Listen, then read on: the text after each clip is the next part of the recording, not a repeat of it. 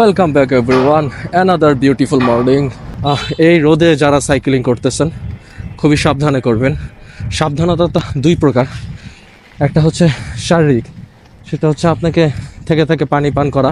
আর পানি এমন না যে ধূপধাপ চালা এসে পানি পান করবেন, একটু 2-3 মিনিট রেস্ট নিয়ে শরীরটাকে একটু স্থিতিশীল করে তারপর পানি পান করা। তারপর যথাসম্ভব রুমাল, গামছা, তয়ালে এগুলা সাথে রাখা, এগুলা ভিজিয়ে কাঁধে মাথায় চেপে রাখা। আর এটা আপনি করতে পারেন বিভিন্ন মসজিদের ওজুখানা থেকে রুমালটা ভিজে মাথায় ঘাড়ে নিয়ে নেবেন। এটা হচ্ছে আপনার ফিজিক্যালি যে ব্যাপারটা সেটা একটু বললাম।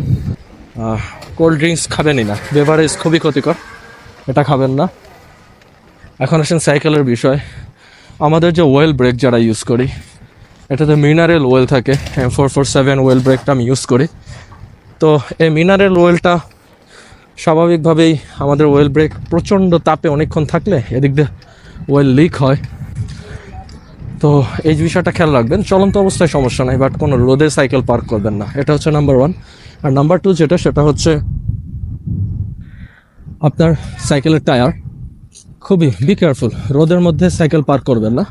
আপনার অজান্তে টিউব লিক হয়ে যাবে, প্রচণ্ড তাপে আপনার টিউব লিক হয়, ফেটে যায়, তখন একটা বিশাল বড় ভেজাল। সো এটার দিকে খুব খেয়াল রাখবেন।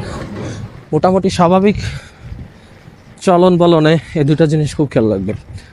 টায়ার প্রেশার একটু কমায় রাখবেন, কাজ এখন বালু অনেক গরম থাকে, প্রচণ্ড হাই প্রেশার টায়ারে বালু ঢুকে টিউব লিক হওয়ার একটা সম্ভাবনা থাকে। তো টায়ার প্রেশার যদি আপনার নর্মাল থাকে তাহলে আপনার ওই স্বাভাবিকভাবে প্রচণ্ড রোদের গরম বালুটা ঢোকার সম্ভাবনা খুবই কম। ওকে ব্রোস, আজকের ভিডিওটা এখানে শেষ করছি। সবাই ভালো থাকবেন, সুস্থ থাকবেন, এবং আল্লাহ তাআলা সবাইকে সুস্থ রাখুক এবং সবাইকে হাসি খুশি রাখুক। সবার হৃদয়টা যেন হাসি খুশিতে ভরে থাকে, সেই কামনা রইল।